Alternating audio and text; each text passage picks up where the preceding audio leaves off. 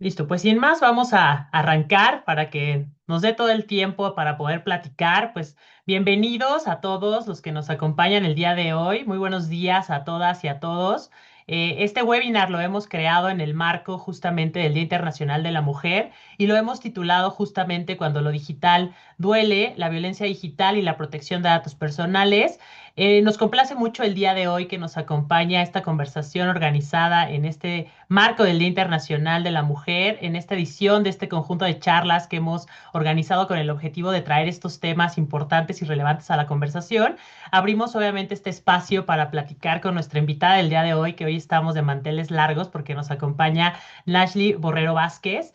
Ella es especialista en temas de gobernanza y ciberseguridad. Ella es consultora y asesora en estos temas. Les voy a platicar una mini bio que la verdad se queda corta a comparación de todo lo que ha trabajado Nashley.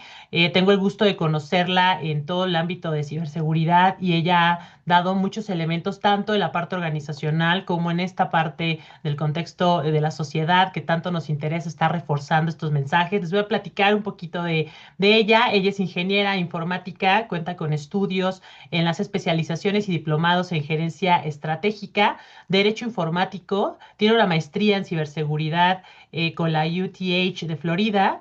Posee certificaciones internacionales en protección de datos personales, auditoría forense, el estándar ISO 27001 de seguridad de la información y además, y muy importante, sobre todo en este tema que vamos a platicar, es perito ciberjudicial. También es autora ella de diferentes libros. Tiene libros titulados Fronteras Invisibles de la Ciberseguridad, A un clic de enredarse, recargado uno y 2, Cliquea y procede mejor y cadena inmutable, homologación y forencia en la era digital. Y además, en el ámbito de la inteligencia artificial, ciberartificial, conectando las fuerzas digitales de protección. O sea, creo que tiene un perfil muy interesante, nos trae a la conversación sobre todo elementos muy importantes que vamos a ir desmenuzando en este tema de la violencia digital. Y pues es un gusto, Ashley, el día de hoy contar contigo como invitada especial de esta sesión de Todo PDP Talks en el mes de marzo. Bienvenida a este espacio. No, muchísimas gracias a ti por la invitación, a todas las personas que nos acompañan el día de hoy. De verdad, para mí es un placer, ¿sabes? El cariño que siempre te he manifestado y para mí es un honor poder por fin conversar contigo y más sobre esos temas tan relevantes que se está suscitando hoy en día, como es la violencia digital y la protección de los datos personales. Te agradezco mucho, Nasli. El cariño es recíproco. La verdad es que te admiro mucho, admiro tu trabajo, el tuyo, el que has formado en Pedro en todo este tema de los niños y los adolescentes. Entonces, de verdad que eres una mujer que yo admiro y que, pues, sin duda, tu trabajo, pues, muestra toda la calidad humana que hay detrás, no solo como especialista, sino como mujer exitosa en estos temas. Entonces, pues, sin más, vamos a comenzar y vamos a platicar y abrir el espacio de esta conversación. Quisiera ahí nada más poner algunos datos importantes de cómo el impacto tecnológico ha representado, sí, un avance en muchos elementos que actualmente tenemos y hemos avanzado a través de la tecnología, pero también esta misma tecnología ha creado nuevos espacios a través de los cuales se reproducen conductas, desigualdades y que generalmente están muy marcadas en afectar a las mujeres, ¿no? Hay datos muy puntuales que hablan de cómo esta tecnología ha sido utilizado para traer este acoso y este contexto en el ámbito físico a un contexto digital y vamos a poner sobre la mesa también todas estas cuestiones emocionales, el impacto que le genera a la mujer afectada. Hay un dato que trae el INEGI que habla de que casi del 18.4 millones de personas que se conectan a Internet, un gran número de ese vínculo, de ese universo, son mujeres que han sido afectadas por conductas de acoso, de discriminación, de afectaciones en su esfera íntima a través de difundir información de ellas y nos habla de que 3 de cada 10 mujeres entre el rango de 20 a 29 años pues han sido o experimentado algún tipo de ciberacoso, ¿no? Y eso pues pone sobre la mesa justamente este tema del que vamos a platicar y quisiera entrar contigo en materia y platicar, Nashley, cuando hablamos de violencia digital contra las mujeres, ¿de qué realmente se está hablando en este tema? Mira, no solamente estamos hablando de problemas en el Internet, en realidad estamos hablando de agresiones que utilizan todas las tecnologías digitales para poder dañar, controlar. exponer o intimidar a una mujer, afectando su psiquis, su dignidad, su seguridad, su privacidad y todo el derecho, toda la parte de su derecho a decidir sobre su información personal. Y todo esto puede manifestarse como una difusión de imágenes íntimas sin consentimiento, acoso en redes sociales, amenazas, suplantación de identidad, vigilancia digital, publicación de datos personales para hostigar y en el fondo es una violación de derechos humanos que ocurre a través de los medios digitales. Y por ejemplo, cuando tú hablabas de esta cantidad de, digamos, de reportes que se tiene del INEGI, son las que nosotros sabemos de las que han denunciado. Imagínate realmente las que no han denunciado y que en muchas ocasiones son mujeres, como tú dices, son mayores de edad. ¿Y qué está sucediendo con las jóvenes y con esas niñas que están teniendo este tipo de acosos y que pues o por desconocimiento o por el qué dirán, que es lo que dicen los padres de familia, y no denuncian, no reportan y que también es un número que es preocupante porque ya, o sea, ya esto ya ha sobrepasado más los límites. Y teniendo en cuenta también que no es solamente la agresión del hombre hacia la mujer, sino la agresión también entre mujeres en redes sociales. Se está hoy en día evidenciando una agresividad bastante fuerte entre mujeres, queriendo dañar la dignidad de una persona, querer dañar su reputación y que es algo que también preocupa muchísimo. Y tienes totalmente razón en esta idea de que muchas veces se exponencia esta misma violencia entre las mismas mujeres. Hay también este impacto de cómo ver esta violencia que ocurre en el entorno digital. Por supuesto que tiene una afectación y un daño hacia la víctima que traspasa el contexto digital, ¿no? A veces creo que, y lo platicaba mucho Limpia en sus diferentes eventos, cuando habla de la afectación o cómo le transmites a una autoridad que realmente hay un daño detrás.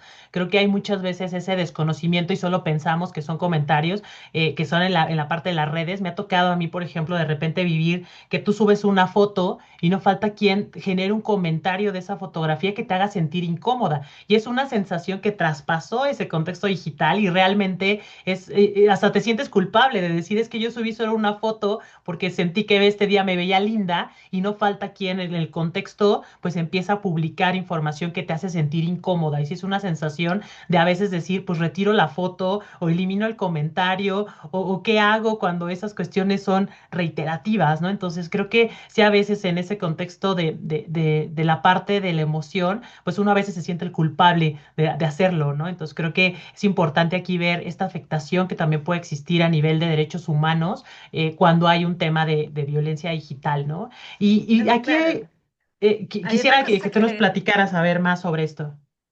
o sea, claro que hay que tener en cuenta algo que es de que nosotras, a pesar de que o sea, nosotros tenemos esa libertad de expresión, porque está dentro de nuestra constitución política, decir, estoy realmente, o sea, publico una foto que estoy en algún sitio donde no estoy maquillada, donde me siento relajada, y lo primero que te dicen es cosas negativas, se empiezan a alimentar esas cosas negativas y lo peor es que tú llegas, lo eliminas y tú dices, me siento tranquila porque ya la eliminé, pero no hay el que ya lo compartieron, el que te lo saca nuevamente de los registros y que ya verdaderamente se convierte en un dolor de cabeza y es lo que está sucediendo hoy en día. O sea, ya ni siquiera se puede publicar, ya ni siquiera se puede hacer algo que realmente esté conforme a las personas con lo que nosotros hacemos.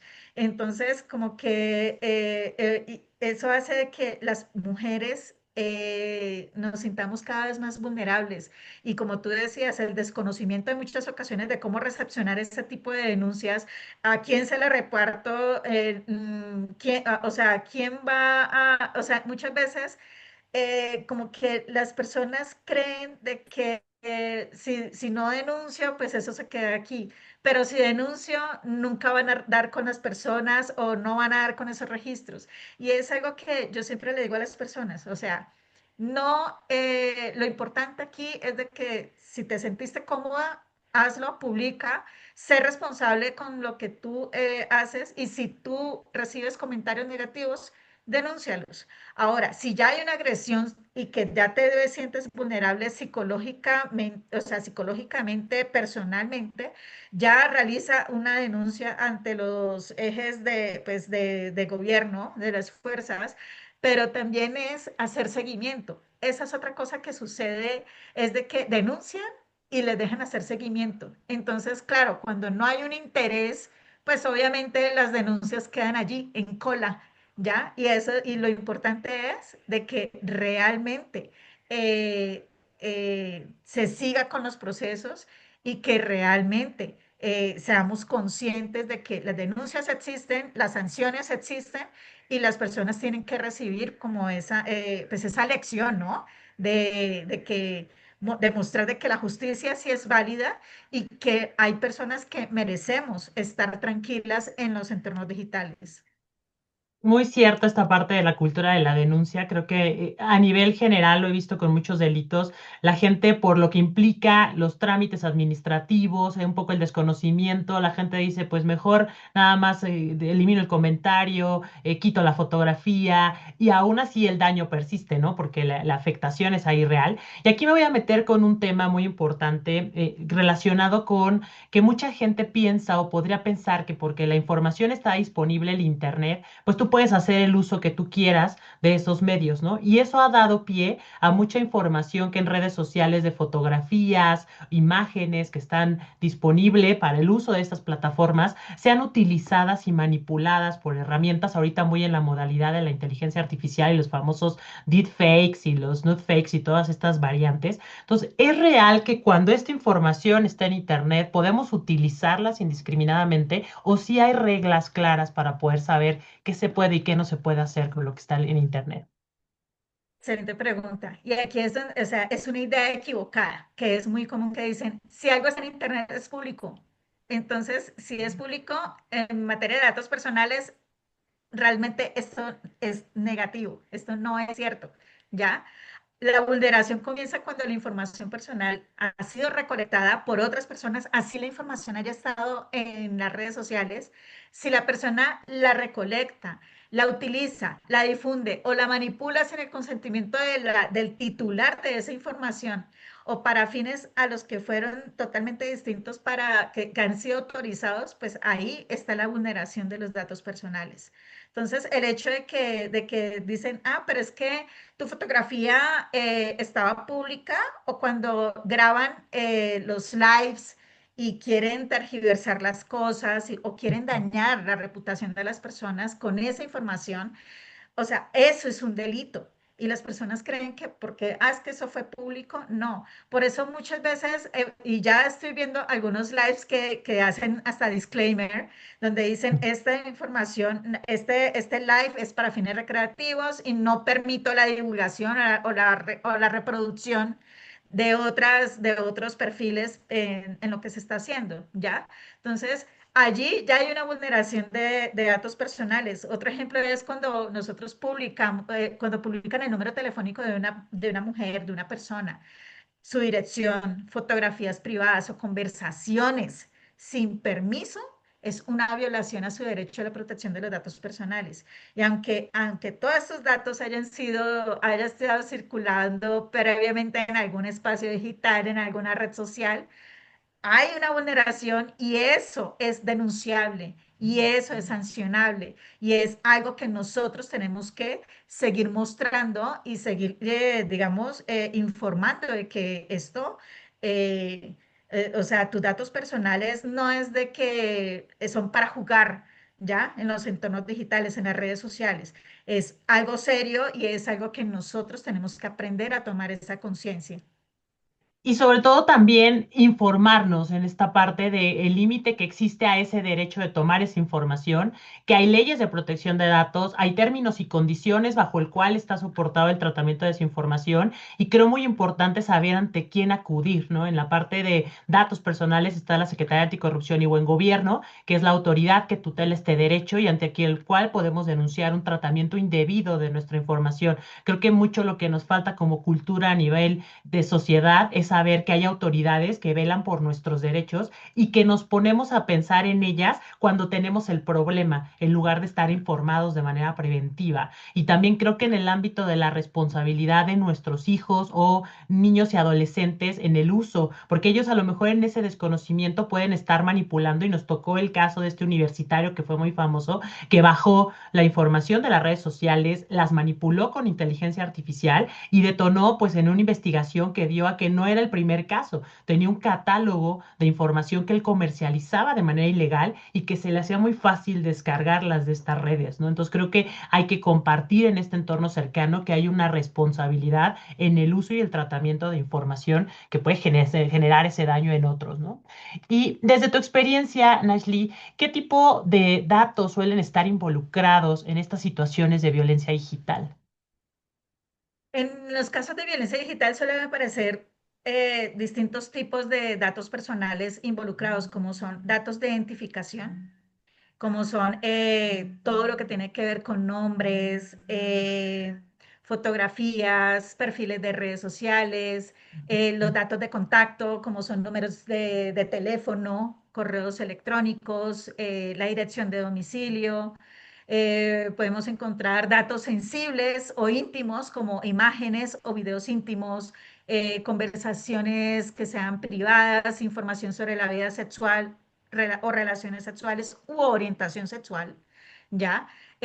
Datos de geolocalización, que es, digamos, esas ubicaciones en tiempo real, cuando los jovencitos son felices escribiendo estoy en cine y colocan la geolocalización y no saben lo extremadamente peligroso que puede ser y más para la vulnerabilidad de las mujeres, ¿no? Y los datos laborales o escolares, es al lugar donde trabajas, instituciones educativas, y aquí es donde empiezan las famosas selfies a jugar, ¿no? O sea, también no es que tú los escribas, sino que también cuando exhibes uniformes, gafetes, esa, o sea, todo este nido de datos personales, cuando estos datos ya se difunden para humillar, extorsionar o sirven también para amenazar, se convierte en una forma de explotación de la información personal bastante fuerte. Y aquí es donde por eso es que siempre comienzan a decir las preguntas, ¿será que realmente, pero por cómo consiguieron esa información si yo no se la dije? ¿O por qué consiguieron ese video si yo no se la, o sea, no la compartí? No la compartiste de pronto verbalmente, pero sí la compartiste en redes sociales o hasta en los mismos lives. O sea, la gente no es consciente de esos lives y no saben lo peligroso que puede ser el poder dar ese tipo de información de tu geolocalización, que yo creería que es una de las más peligrosas y que la violencia se genera mucho más fuerte. O sea, deja de estar detrás de las redes por estar ya en forma personal, ¿no? Y que involucra justamente esta cultura que tengamos nosotros y vayamos desarrollando en las nuevas generaciones, mucho en este contexto de popularidad que te dan estas plataformas, es entre más comparta y sepas de mí, va a venir acompañado de una gratificación de popularidad, ¿no? Esta famosa dopamina que les genera a las nuevas generaciones, el de "Tú conoce todo de mí para ver si me vuelvo viral, influyente", y eso por supuesto impacta en la responsabilidad que estamos dando de todos estos datos que están expuestos y que pueden utilizar y jugar un papel en nuestra contra, ¿no? Creo que esta cultura es fundamental, pues trabajarla para robustecer la importancia de proteger estos datos. Muchas de las plataformas tienen ahora estos controles para que tú puedas que seleccionar qué información dejas disponible. Incluso el mismo Facebook ya tiene esta parte de que no puedas ver ni siquiera la foto de un perfil protegido. Eso abre pues que no puedas descargar esta información. Entonces creo que hay que estar informados de que realizar estas configuraciones. También pues veía algunos datos por ahí en un reporte que hablaban de que muchas veces los agresores pues tienen el contacto a través del seguimiento de redes sociales, ocupan identidades falsas para acercarse a las víctimas, compartir estos mensajes inofensivos. Entonces, todos estos canales o medios que a través de los cuales pues pueda generar y ser utilizados. Y creo también importante la cuestión de generar protocolos dentro de las escuelas que permitan detectar estos casos de manera oportuna y denunciar. O sea, en el caso, por ejemplo, de lo que se veía con este caso famoso de Diego N. en esta entidad universitaria, pues era la necesidad de tener un protocolo de atención a la víctima, áreas especializadas, en este caso, pues detona que varias instituciones sepan que no solamente es el acompañamiento psicológico, sino toda la gestión que va a derivar en un caso de violencia digital, que sea pues un protocolo de actuación claro y que pues por supuesto no revictimice pues a la persona que ya ha sido afectada por esto, ¿no? Entonces aquí en esta parte que hemos revisado, podemos considerar que una violencia digital también es una forma de violencia de género. Mira, yo sí me voy con la parte, para mí sí es una violencia de género, porque aunque ya hay, o sea, aunque dicen, no, pero es que los hombres también somos afectados, sí, los hombres, la comunidad LGTBQ+, los niños, niñas, adolescentes, todos, sino que hay un gran diferenciador. Ya hay unos diferenciadores y unos detonantes que hacen de que hoy en día se pueda tomar como un reconocimiento de la violencia, más que todo hacia la mujer. Y es porque ya tenemos reconocimiento jurídico y social de que la violencia digital puede ser una violencia de género, ¿ya? ¿Y por qué? Porque todos los días, o sea, es increíble, miren, de que todos los días no se libra un estado, un municipio de una denuncia, ¿ya? O que si no denuncia, por lo menos hay una situación académica o psicológica o médica reportándose sobre ese tipo de violencia, ¿ya? Y eso se ve a que muchas agresiones tienen un componente de control, humillación o castigo que está dirigido específicamente contra mujeres, especialmente cuando se trata de su sexualidad o su vida privada, que recordemos que lo que hizo este chavo hizo eso, ¿no? O sea, se fue contra la dignidad de unas mujeres, de sus compañeras, y que realmente ni siquiera tenían un contacto pues con él, ¿no?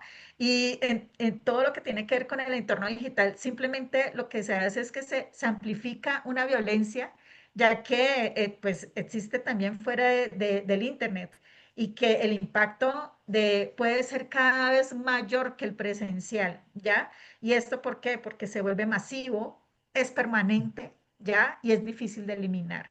O sea, aquí por lo menos yo creo que a muchos nos tocó cuando nos hacían bullying en las escuelas, nos esperaban en la puerta de la escuela, pasaba lo que tenía que pasar, y llegaba, ¿cierto? Y pues levántate, límpiate y sigue tu camino.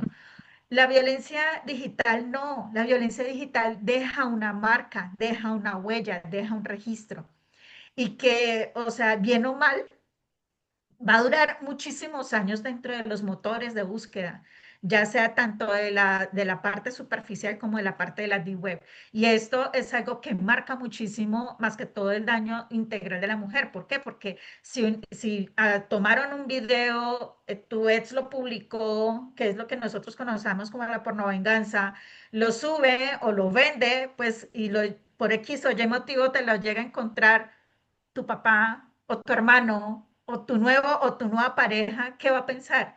O sea, no va a pensar de que eso fue algo consensuado, ¿no? O sea, en su momento sí, porque fue algo de pareja, pero ya después no. Y eso es algo que daña y marca psicológicamente a las mujeres y que desgraciadamente hace que pierda la autoestima, pierda muchas cosas y pues hemos tenido otro tipo de desenlaces, ¿no?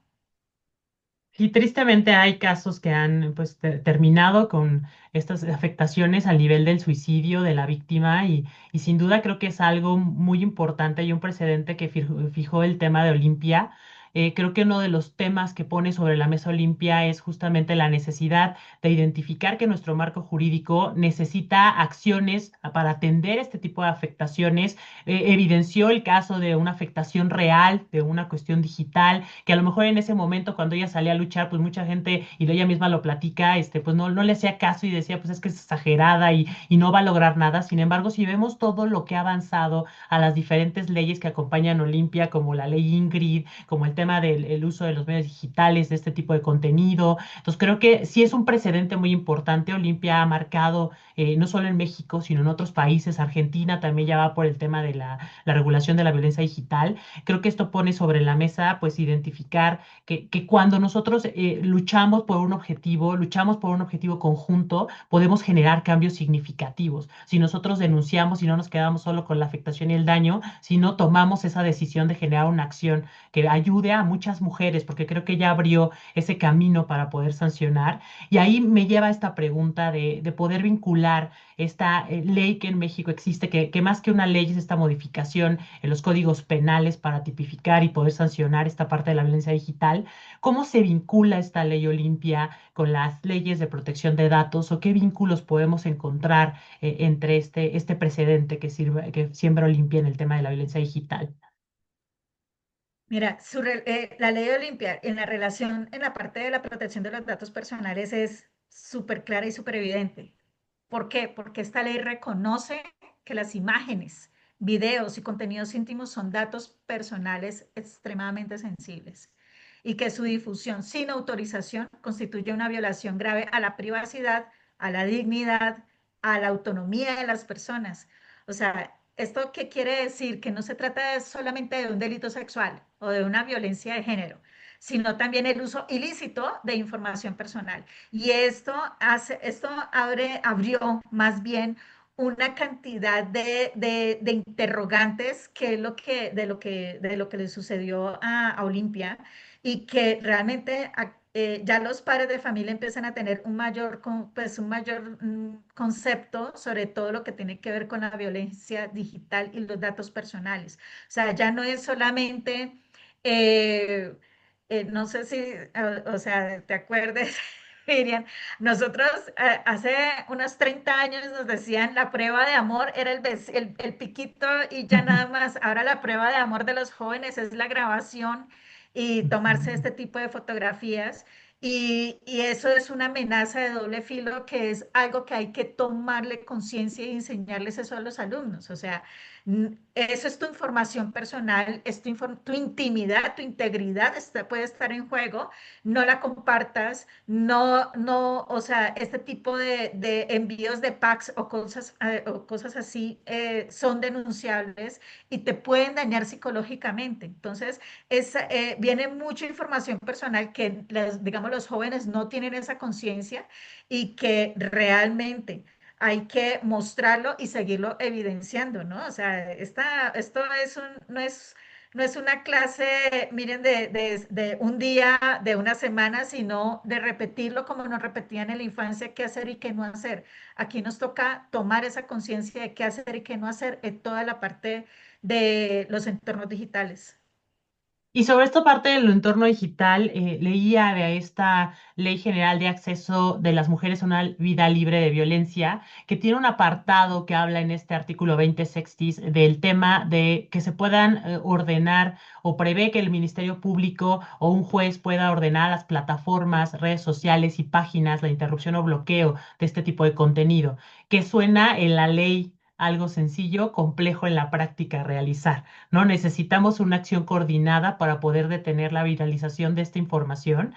Algo y un ejemplo que siempre me gusta mencionar aquí es la parte del canal prioritario que hizo la Agencia Española de Datos. Creo que es un referente importante de ver cómo al final sí debe de haber una unión para poder atacar estos problemas y no solamente en el tema preventivo, sino tenemos que contar con los instrumentos jurídicos y técnicos que permita detener la viralización de ese contenido y probablemente eso nos ayudará a reducir en una forma el impacto que pueda generar para la víctima saber que su video o que su fotografía está disponible. Entonces creo que aquí debe de entenderse pues esta cuestión necesaria de generar protocolos de actuación entre las diferentes autoridades que intervengan para poder reducir pues la viralización y todo este tipo de contenido y son acciones que se necesitan hacer ya, ¿no? Si nos sentamos a ponernos de acuerdo, pues al final mucha gente sigue siendo víctima y como tú bien lo decías, esta parte de se queda la huella, aparecer ese video, aparecerá esa fotografía si no tenemos los canales y controles adecuados para poder hacer que estas plataformas pues también tomen acciones, porque al final también son corresponsables de todas estas cuestiones y no sé, en el caso que ahorita hubo de Grok, ¿te acuerdas en esta parte de los nudes y toda esta información y que ex decía, pues no, yo no tengo responsabilidad porque pues yo solo pongo la tecnología y decide cómo la utiliza el usuario? Creo que ahí es muy fácil lavarse las manos y muchas autoridades de datos sí dijeron, no, a ver, no te puedes lavar las manos, tienes una responsabilidad por bloquear ese tipo de peticiones y que no se puedan hacer, ¿no? Entonces creo que esta corresponsabilidad es muy importante, sobre todo en un tema de donde ya la IA juega un papel pues muy rápido para generar este tipo de contenidos, ¿no? Sí, así es, el interrogante ahí es de verdad cuál es la conciencia que están tomando las plataformas. O sea, hay plataformas que ya como que medio han tomado la conciencia y medio han querido acomodar las cosas, pero vamos a otras plataformas, eh, o sea, vemos que realmente no hay un control. O sea, hay, por ejemplo, dos plataformas que todo el mundo utiliza y que son, digamos, canales que son servicio a bandeja de plata de creaciones de odio, o sea, y que también no solamente de odio, sino esa combinación de enviar fotografías y videos sin ningún control, y que también esta red social es consumida por adolescentes y pues desgraciadamente por los niños que ya saben cómo violarle la restricción de mayor de edad o mayor de 14 años y ya la tienen. O sea, y eso es algo que siempre, o sea, que hay que invitar a que a que el gobierno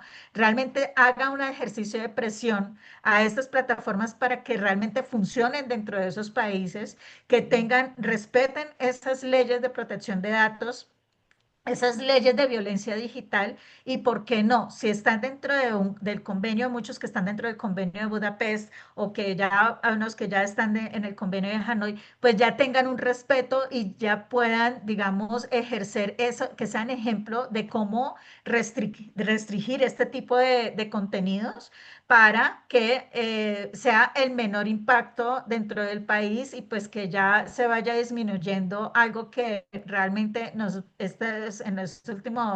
la última década nos ha golpeado bastante fuerte, como es esta violencia digital. Y justamente leí hace unas semanas que la Asamblea Global de Privacidad, que es estas 140 autoridades del mundo, hicieron un pronunciamiento conjunto que hablaba justamente de la generación y los riesgos que existen en el uso de inteligencia artificial para generar imágenes y videos de personas sin su consentimiento, ¿no? Esta manifestación conjunta de decir, este es un tema preocupante, sobre todo en grupos o situaciones de vulnerabilidad, que pues sí puede ir de la mano la innovación teniendo todas las previsiones del cumplimiento y el respeto a los derechos fundamentales. Entonces, creo que estos elementos marcan un precedente importante y más si se consoliden acciones que esperaríamos ver reflejadas en las diferentes autoridades, ¿no? Algo de lo que vi en el caso de Grox era que las autoridades de Irlanda y por lo menos de Francia, muy en la parte del cumplimiento con el reglamento europeo, sí se acercaron a esta plataforma de X y le dijeron, pues hay un reglamento y hay elementos que tú tienes que prever y si no se toman acciones, pues va a haber una sanción. Creo que cuando hay detrás una autoridad pendiente de la vigila de que se cumplan estos derechos, pues también presiona para que las plataformas asuman esa responsabilidad y tomen acciones, porque aquí suena muy padre que todos nos reunimos y las buenas intenciones, pero la realidad es que las ejecutemos y tengamos una claridad de cómo esas plataformas tomen mecanismos para poder realizar ese monitoreo, esas validaciones y verificaciones de edad, que también está sobre la mesa porque también es un tema interesante de cómo vas a validar la edad para permitirte o no el acceso a las plataformas, sino un tratamiento de información que sea desproporcionado, que ponga en riesgo a los menores, que también ese es un tema interesante y creo que al final es también ver cómo estas plataformas pues tomen esa responsabilidad, ¿no? En el caso de muchas cuestiones, la bajada del contenido, las cuestiones de monitoreo, en alguna vez que platicábamos con gente de redes sociales, pues decía es que también para nosotros implica una cuestión de estar realizando el monitoreo, verificar las denuncias que llegan, que sepan que hay canales, ¿no? A veces veces la gente pues desconoce que hay medios de poder reportar este tipo de tratamientos o de acosos en las redes, ¿no? Entonces ahí creo que sí es un momento importante pues poder reflexionar sobre estos temas y me gustaría subir sobre la mesa este tema de qué pasa con los deepfakes y la inteligencia artificial en un contexto donde ahorita pues México por lo menos no tiene todavía una ley trazada en este camino, ¿no? O sea, ¿qué pasa con la violencia digital que está siendo pues exponencializada a través de este tipo de uso de herramientas? ¿Qué te ha tocado a ti ver, Nayeli, en este tema? Mira que con este tema de las deepfakes y el tema de la violencia digital, es complejo porque muchas mujeres, ¿qué sucede? Se crean estas defects, se crean estos problemas, se sienten vulneradas, pero volvemos a lo mismo, no las reportan, no las denuncian, no las hacen notorias y por eso quedan ahí. Dentro del ciberespacio y generan una bola de nieve que a la final a mí lo que me ha tocado desgraciadamente es mujeres que pues que han culminado con sus vidas porque realmente tienen una presión social, una presión familiar y que hace que realmente no se sientan cómodas y, no, y que lo que sucede, que nosotros en algunos momentos podemos ser empáticos con las personas, pero muchas veces se ha notado que si es muy cercana a mí, yo no soy empática porque es que tú tuviste la culpa y empieza ese señalamiento del señalamiento que ya existe y que nos hace muchísima falta la parte del manejo, del buen manejo de estas, digamos, de lo que es la inteligencia artificial, leyes que realmente no solamente se digan, es que la violencia digital es un grooming, un mobbing o un ciberbullying, sino que también existe esto que va acompañado con inteligencia artificial, el mal uso de ella, de cómo se está alimentando la inteligencia artificial con estas nuevas imágenes y que al alimentarse, recordemos que es un motor que todavía está absorbiendo muchísima información y eso se va a quedar allí. Y es peor, ¿por qué? Para mí es peor que cuando esté en un motor de búsqueda porque es que ella está guardando y está haciendo modificaciones sobre esa misma. Y al hacer eso, cuando la mujer se encuentra o encontramos a nuestras hijas cuando encontramos a nuestras hermanas, pues es más escandaloso porque ya es algo que ya se está comercializando y pues, ¿qué sucede? Cuando ya se comercializa, es muy difícil de que las plataformas realmente tomen esa conciencia. Y pues es triste porque, o sea, me ha tocado unos casos, miren que uno dice qué desastre cuando hay violencia entre mujeres que también se toman, o sea, cuando se toman esas capturas de lives, cuando toman capturas de movimientos para hacer daño reputacional, es muy triste también ver cómo entre las mismas mujeres se atacan y que generan también con inteligencia artificial otro tipo de contenido para seguir dañando la reputación de las personas y que realmente, o sea, no sabes el daño tan cruel que pueden estar haciendo, pero tampoco saben la justicia, cómo se le puede ir a esa persona realmente, porque no es solamente el daño moral, sino el daño penal, ¿ya? Y el Mm. daño civil que o sea, que se está autogenerando, porque también tienes que cumplir con esa víctima y no es solamente con esa posible víctima, sino con todas las que están alrededor de ellas, que también sufrieron el dolor de esa persona. Entonces, es algo que es muy complejo y que realmente todos los días estamos en esa lucha y en esa concientización.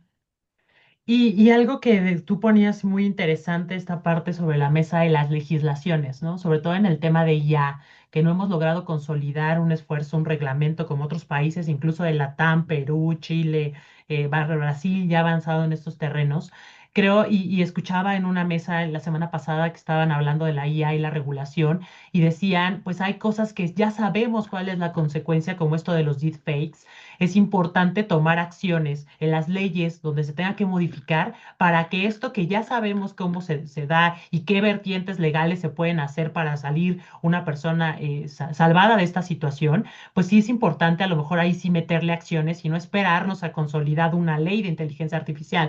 Ha habido diferentes iniciativas, sé que en los códigos penales de los estados, para los temas que vengan por temas de deepfake con inteligencia artificial, sean sancionados, porque al final, en el caso de Diego N., pues sí hubo un tema de violencia digital, pero cuando se presentó el tema de que fue hecho con IA, ahí se detuvo el tema y fue de, pero espera, es que no consideramos eso, ¿no? Y fue Gran vacío. sancionado por otra cuestión, y esos vacíos legales hacen que gente que ha lastimado, que ha generado lucro de estas cuestiones, pues pueda salir absuelto de un tema y una responsabilidad. Lograron en este tema legal encontrar otro elemento para sancionarlo, pero por lo menos el tema de deepfakes, pues no se logró ahí porque hay un vacío legal que sí urge cerrar, porque al final nos queremos esperar una ley de inteligencia artificial, pero elementos muy finos que están siendo necesarios no se están atacando, ¿no? Y mientras eso pues puede mantener impunidad a gente que ha generado daños y afectación a las chicas. Entonces creo que ahí es muy importante. También una vez que estuve en un foro de mujeres que tienen una red, el Instituto Politécnico tiene una red de mujeres, decían es que tenemos un canal donde llega la persona afectada y pues nosotros le damos ese apoyo, no solamente en el tema legal, sino también esa orientación psicológica que se necesita, ¿no? Porque no es solamente el que vayas y denunciar y vayas a contar toda la historia, sino es ese proceso psicológico que uno necesita como víctima para poder evitar que el daño pues no tenga una consecuencia posterior. Y ahí me voy a ir a esta parte de si una mujer que hoy vive una situación de violencia digital, Nashley, ¿cuáles serían estos pasos que tú le recomendarías para poder pues tener claridad como mujeres y estar informadas si yo soy víctima, qué tengo que hacer, a quién tengo que acudir, de qué me tengo que preocupar? Ahí, ¿qué nos podrías comentar de esto, Nashley? Mira, lo primero que yo siempre les digo es guarden la evidencia, tomar capturas de pantalla, guardar esos enlaces, fechas, perfiles y cualquier información que pueda demostrar la agresión. Esto es un punto clave para una denuncia. Y otro punto que hay que tener en cuenta es reportar el contenido en la plataforma y solicitar la eliminación. ¿Ya? La mayoría de las redes sociales tienen mecanismos para denunciar esta disfunción no consentida o este tipo de acoso.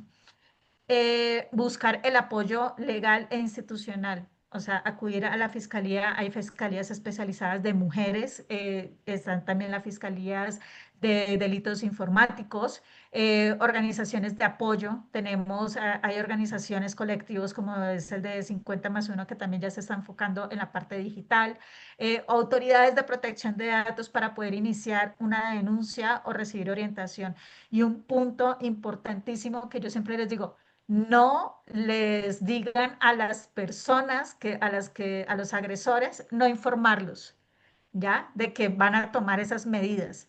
¿Por qué? Porque muchas veces bloquean, cierran y hacen un bloqueo y se puede generar, digamos, una demora frente a la investigación. No estoy diciendo de que no se, o sea, que para la investigación y ahí queda, no. Se puede demorar un poco más y lo que nosotros necesitamos es todo que siga ese tipo de cosas para que se pueda tomar como infragancia, ¿no?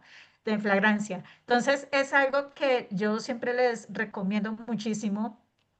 Otro punto importantísimo es que la violencia digital hacia la mujer, hay que dejar muy claro que la mujer no está sola.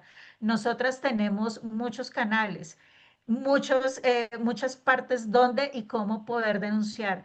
Hay personas que nos especializamos en, digamos, y que estamos en redes sociales. Estás tú, están otras colegas y que muchas veces les ayudamos con ese camino para poder que empiecen esas denuncias. Otro tipo de, ha sucedido violencia contra la mujer cuando han estado en lives y que han sido violentadas, que ya pues no están con nosotros. Ese tipo de cosas también se llevan por oficio, también se lleva la investigación. ¿Qué sucede? Muchas veces se dice, no, pero es que no nos damos, no estamos enterados de qué es lo que está sucediendo, cómo va la investigación. Muchas veces las familias solicitan que esta información sea privada y es algo que nosotros también podemos solicitar, que nuestras investigaciones sean solo de nosotros y de nuestro entorno familiar. Y es importante que nosotros conozcamos, denunciemos, no seamos una estadística, sino que seamos una solución. Muy interesante esta parte de las recomendaciones que nos das, porque al final creo que en esta afectación que ocurre detrás de un caso de violencia digital, pues existe o se junta la parte del desconocimiento y a veces pues nos bloqueamos en saber qué hacer o a quién acudir y sí se siente esa sensación de desprotección, de al final la culpabilidad, si fue mío que detonó subir esa foto o si yo no debí compartir ese video y toda esa cuestión emocional que nos abruma y más si no tenemos claro pues, que hay documentos, hay guías, hay entidades como luchadoras, existen una página que se llama denuncias.org donde yo puedo hacer y te ayudan a hacer tu denuncia, hay canales donde podemos bajar contenido íntimo que esté disponible. Entonces, si nosotros conocemos todas esas herramientas, pues podemos tener pues aquellos elementos que nos ayuden a estar informados de manera preventiva. Y esto yo creo que debería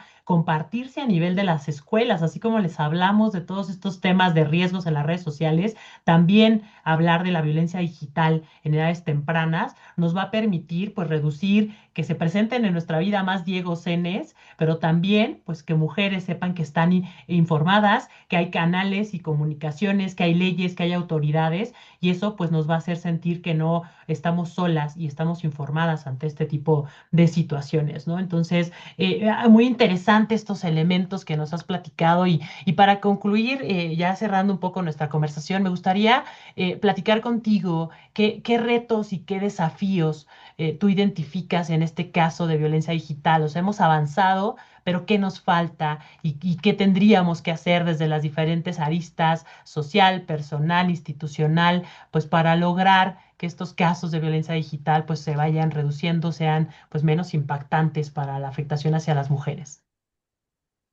Mira, vamos a empezar desde desde lo más alto a lo más bajo. Y lo primero es que la parte que hace lo que se encargan de realizar la creación o fortalecimiento de leyes es de que realmente se tome en cuenta que la parte de la violencia digital tiene muchísimas aristas.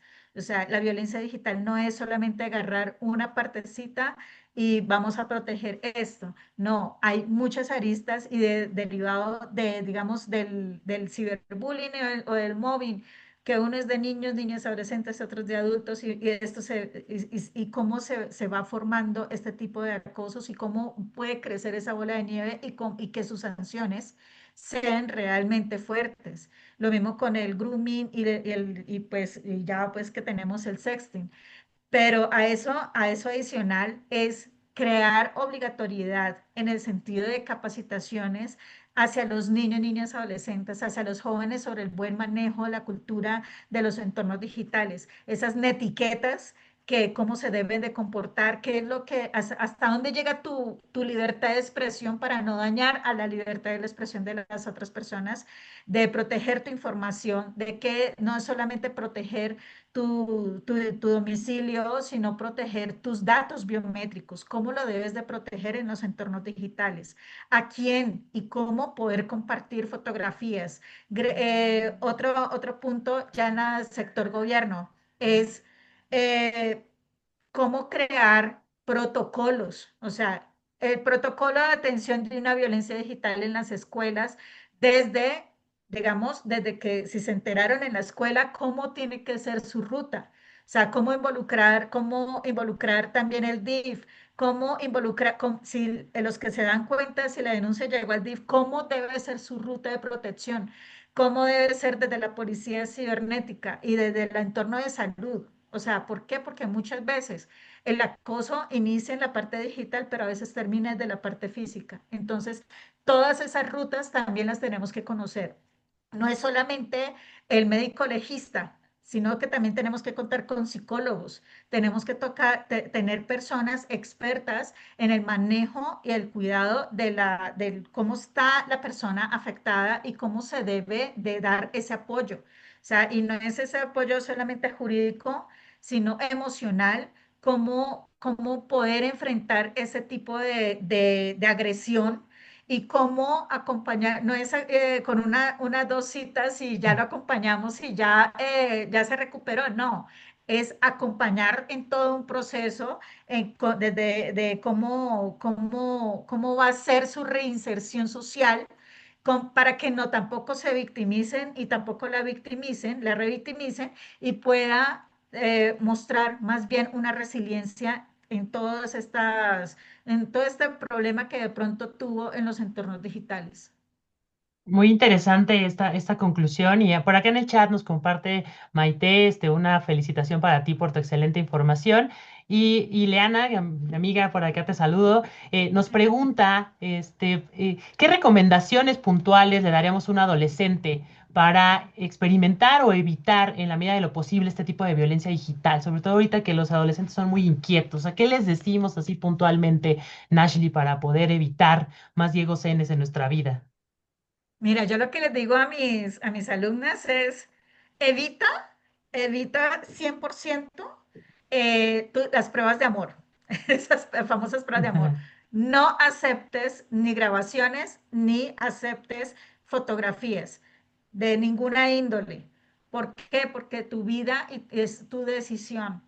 Y si te sientes agredida, por favor, si habla con la persona más confiable que de tu familia. Si no te sientes con ese respaldo, busca un apoyo al donde tú estás, a tu maestro, a tu maestra, a tu coordinador, y que sean las personas que te puedan asesorar para buscar esa solución que se requiere. Y para los entes donde están siendo, digamos, por ejemplo, las escuelas y las empresas, tomar conciencia, actualizarnos y ser empáticos. Esto no es, esto es una problemática bastante fuerte y que todos los días, así como nos afecta a nuestras jovencitas, a nuestras niñas, nosotras también podemos ser las afectadas. Muy claro y muy cierto todas estas acciones que se tienen que hacer y pues te agradezco muchísimo de todo corazón, Ashley, esta sesión tan interesante, la información tan valiosa que nos la aportaste y sobre todo la manera tan clara y tan llevada a esta realidad y contexto con estas palabras tan ajustadas a esto que requerimos saber. Y pues te agradezco muchísimo a todos los que participaron en esta sesión. El video se va a quedar disponible para quien no lo pudo ver de manera completa. Y pues muchísimas gracias por tus aportaciones, a todos los que nos acompañaron y ojalá sembremos más espacios para soponer este tema en la conversación. Y por supuesto, cerrar esta sesión diciéndoles que en este espacio lo que buscamos es hacer este análisis y diálogo para promover la cultura de la protección de datos personales y la ciberseguridad con esta visión global y pues invitarlos a nuestra siguiente charla donde hablaremos del rol del oficial de protección de datos. Nos vamos a ir ya a un punto más técnico de la protección de datos personales y pues agradecerte por parte del equipo de Todo PDP en participar en esta edición. Ashley, estamos encantados y muchísimas gracias a todos por su asistencia. Muchísimas gracias a ti por la invitación y muchísimas gracias a todas las Gracias. personas que nos acompañaron. De verdad, para mí fue un honor y un placer acompañarte en este hermoso podcast. Muchísimas gracias, Naldi. Te mando un abrazote y pues tenemos pendientes platicar y ver qué más hacemos juntas. Muchísimas gracias a todos y que tengan muy buen día. Hasta la próxima.